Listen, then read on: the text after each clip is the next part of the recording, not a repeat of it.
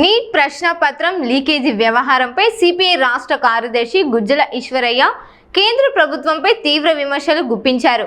Neat లీకేజీకి బాధ్యులపై కఠిన చర్యలు తీసుకోవాలని డిమాండ్ చేశారు.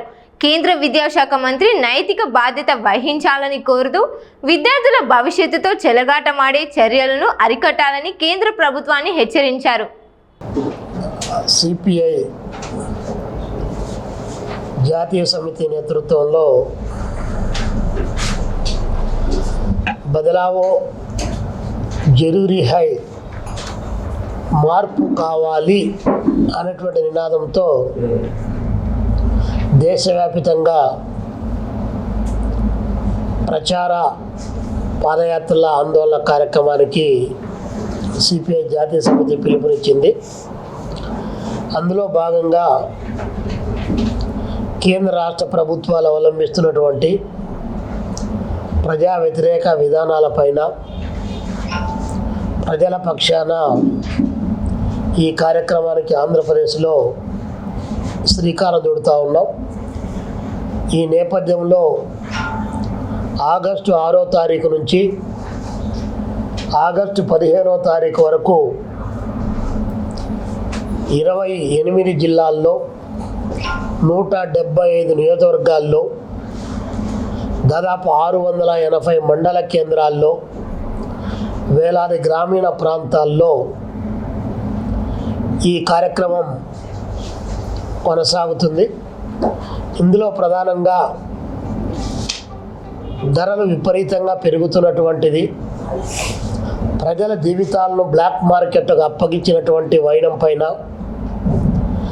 జరుగుతున్నటువంటి సార్వత్రిక ఎన్నికలు బ్యాలెట్ పద్ధతుల్లో నిర్వహించాలనే అంశం, మహిళా రిజర్వేషన్ బిల్లుకు సంబంధించి నిరుద్యోగ సమస్యకు పరిష్కారం చూపించాలి, నినాదాలే కాదు విధానాలు కూడా కావాలనేటువంటి అంశం పైన, విద్యా వైద్యాన్ని అమ్మకానికి పెట్టద్దు, విపిన వీధిలో తాకట్టు పెట్టద్దు, విద్యా వైద్యం సార్వత్రికం చేయాలనేటువంటి అంశాలపైన ఇత్యాది అంశాలపైన దేశవ్యాప్తంగా ఈ ప్రచార క్యాంపెయిన్ కొనసాగుతుంది.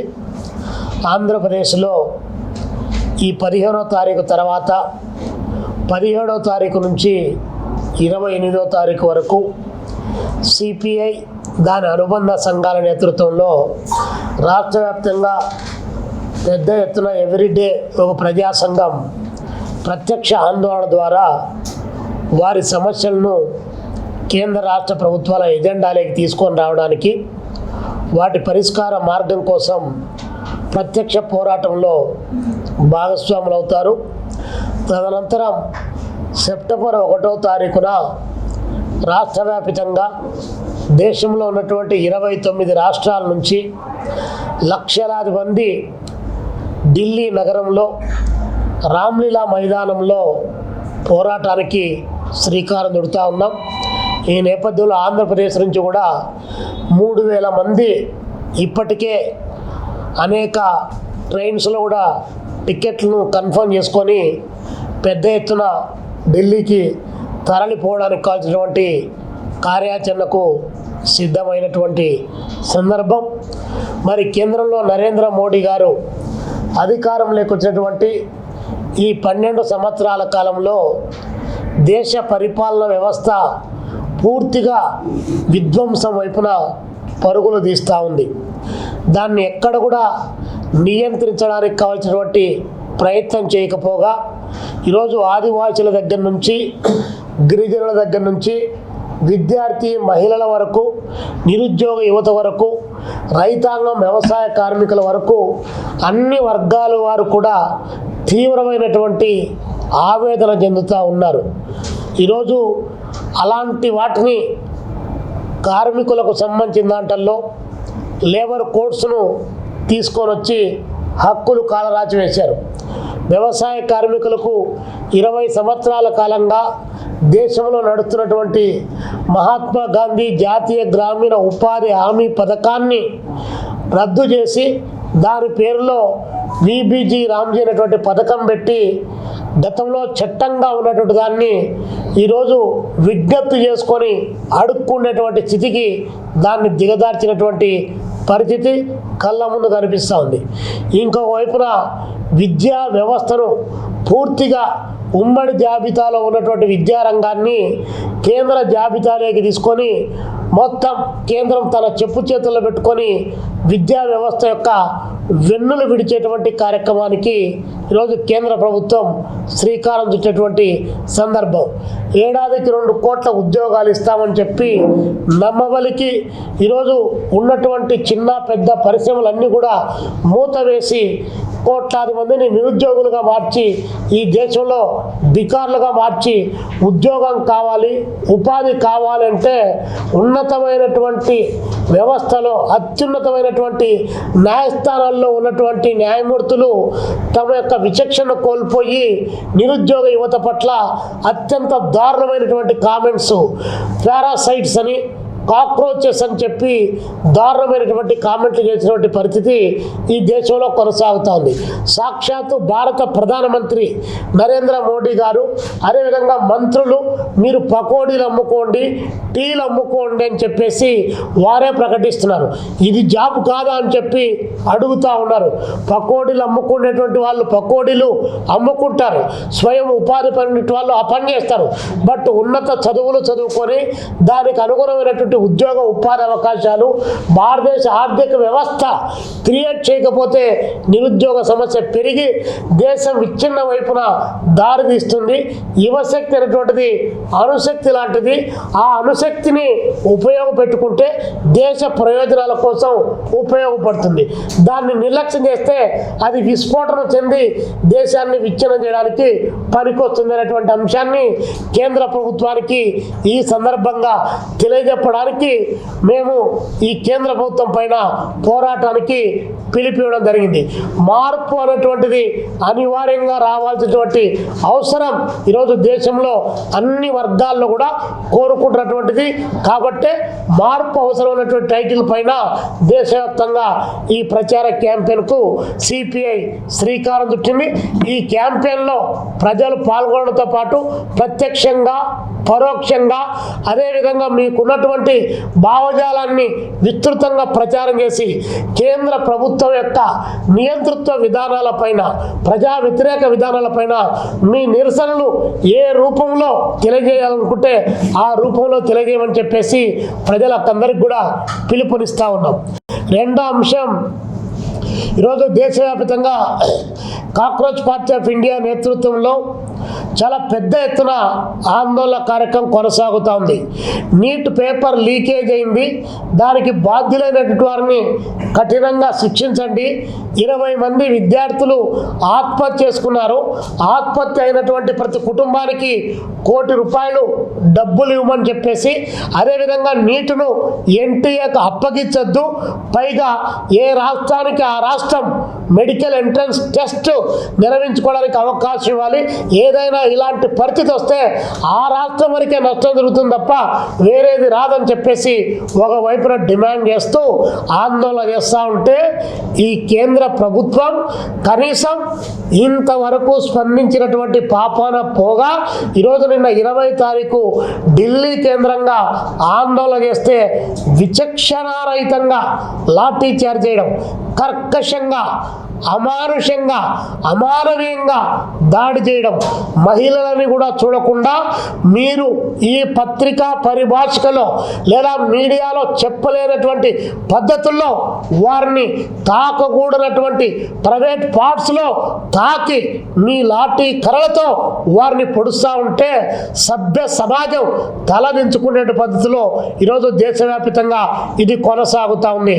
మేము అడుగుతా ఉన్నాం, ధర్మేంద్ర ప్రధాన్ గారిని 1996లో మీరు ఒరిస్సాలో ఉన్నప్పుడు, ఏబీవీపీ జాతీయ కార్యదర్శిగా ఉన్నప్పుడు ఒరిస్సాలో ఒక పరీక్ష పేపర్ లీకేజ్ అయితే మీరు ఆందోళన చేయలేదా? మీ బొక్కలు అక్కడ ఒరిస్సాలో ఇరగలేదా? ఇరిగినా పొద్దు సంతోషంగా మీరు కొట్టండి కొట్టండి అని చెప్పి మీరేమన్నా పిలిపించారా? మీరు ఆందోళన చేయలేదా? ఈరోజు దేశంలో 16 కోట్ల మంది విద్యార్థులు నాట్ ఓన్లీ నీట్ కానీ టెట్ కానీ, సిబిఎస్ఈ కానీ, యూపీపీఎస్సీ కానీ, వివిధ రాష్ట్రాల్లో జరిగేటువంటి పోటీ పరీక్షలు కానీ, ఇన్ని రకాల పరీక్షల్లో పదే పదే లీకేజీలు జరుగుతూ ఉంటే నిన్న వచ్చి ప్రధానమంత్రి నరేంద్ర మోడీ గారు ఆయన తగదురమ్మ అని చెప్పేసి ముసలి కన్నీరు గారుస్తూ ట్వీట్ చేసి ఈ దేశంలో మేము ఒకటి ప్రైవేట్గా మేము ప్లాన్ చేస్తున్నాం, రేపు పార్లమెంట్లో పెడుతున్నాం అని చెప్పేసి ఆయన చెప్తా ఉన్నాడు. నిజంగానే ఈ దేశానికి మీరు ప్రధానమంత్రి అయితే, ఈ దేశ విద్యార్థుల భవితవ్యం మీరు కోరుకుంటే, మీకు ఆ చిత్తశుద్ధి ఉంటే మీరు ప్రెస్ కాన్ఫరెన్స్ పెట్టి ఈరోజు దాన్ని అడ్రస్ చేయండి. అంతేగాని చీకటి గదుల్లో కూర్చొని ఇక్కడ ఉన్నటువంటి వాళ్ళకు నీతి సూత్రాలు ఇవన్నీ వల్లించడం కాదు కావాల్సిందని ప్రధానమంత్రి గారికి మేము విజ్ఞప్తి చేస్తున్నాం. ఇక్కడ జరిగేటువంటి ఆందోళన కార్యక్రమానికి ఆంధ్రప్రదేశ్ కమ్యూనిస్టు సమితి సంపూర్ణమైన మద్దతును ప్రకటించడమే కాకుండా ప్రత్యక్ష ఆందోళనలో మేము భాగస్వాములు అవుతా ఉన్నాం. ప్రధానమంత్రి గారు రాజీనామా చేయమని చెప్పే మేము డిమాండ్ చేస్తున్నాం. ధర్మేంద్ర ప్రధాని కాదు కావాల్సింది, మీరు రాజీనామా చేయండి. ఎందుకంటే ఈ దేశానికి మీరు ప్రధానమంత్రి, మీరు అతని దగ్గర నుంచి రాజీనామా తీసుకునేటువంటి స్థితిలో మీరు లేనటువంటి సందర్భంలో మీరు నైతిక బాధ్యత వహిస్తూ రాజీనామా చేయమని చెప్పి మేము కోరుతా ఉన్నాం. మరి ఇంత పెద్ద ఎత్తున జరుగుతూ ఉంటే 45 సంవత్సరాల విజనరీ చంద్రబాబు నాయుడు గారు కానీ ప్రశ్నిస్తా, నిలదీస్తా, నిగ్గదీస్తా అని చెప్పి అడిగినటువంటి యంగ్ ఇండియాకు నాయకత్వం వహిస్తున్నా అని చెప్తున్నటువంటి పవన్ కళ్యాణ్ గారు కానీ మీరు ఏ కలుగుల్లో దాక్కున్నారు? ఇక్కడ ప్రజాస్వామిక విలువలు కానీ, ఇక్కడ విద్యార్థుల పైన జరుగుతున్నటువంటి లాఠీల నాట్యం కానీ, బాసువాయి గోల ప్రయోగాలు కానీ, రబ్బర్ బుల్లెట్లు కానీ, లేకపోతే ఇనుప చువ్వలకు అక్కడ కడ్డీలు పెట్టి కొట్టేటువంటి దెబ్బలు కానీ మీ కళ్ళకు కనిపించలేదా? ఇదేనా మీరు నమ్మినటువంటి ప్రజాస్వామ్యం? మీరు ఖండించలేరా? మీరు దానిపైన మాట్లాడలేరా అని చెప్పి ఈ కూటమి ప్రభుత్వాన్ని అడుగుతున్నాం. చంద్రబాబు నాయుడు గారు మీకు ఇప్పటికైనా మించిపోయింది లేదు. మీ యొక్క భుజస్కంధాలపైనే కేంద్ర ప్రభుత్వం అధికారంలో ఉంది కాబట్టి దారుణాతి దారుణంగా ఈ రాష్ట్రంలో 80,000 మంది నీట్ ఎగ్జామ్ రాసినటువంటి విద్యార్థులు ఇబ్బందులు పడ్డారు కాబట్టి మీరు కేంద్ర ప్రభుత్వానికి మద్దతునైనా ఉపసంహరించుకోండి, లేదా జరిగేటువంటి ఆందోళన కార్యక్రమానికి మద్దతు ప్రకటించండి. మీకు చేతనైతే మీ కూటమి ప్రభుత్వమే కాబట్టి ఢిల్లీకి పోయి కూర్చొని చర్చలు జరిపి ధర్మేంద్ర ప్రధాన్ గారితో రాజీనామా చేయించమని చెప్పి మేము సిపిఐగా కోరుతా ఉన్నాం. ఆయన సిజేఐ గారు మాట్లాడుతున్నారు, సుప్రీంకోర్టు చీఫ్ జస్టిస్ గారు సూర్యకాంత్ మిశ్రా గారు మాట్లాడుతున్నారు. మాకు చూడ్డానికి టైం లేదు, దాన్ని ఎంటర్టైన్ చేసేటువంటి అవకాశమే లేదని చెప్పి ఇంకా ఏం చేస్తారు సార్ మీరు? ఈ దేశంలో ప్రజాస్వామిక వ్యవస్థలు విఫలమైన తర్వాత, నియంతృత్వం జరిగిన తర్వాత దాని అల్టిమేట్ సుప్రీంకోర్టుకే వస్తారు.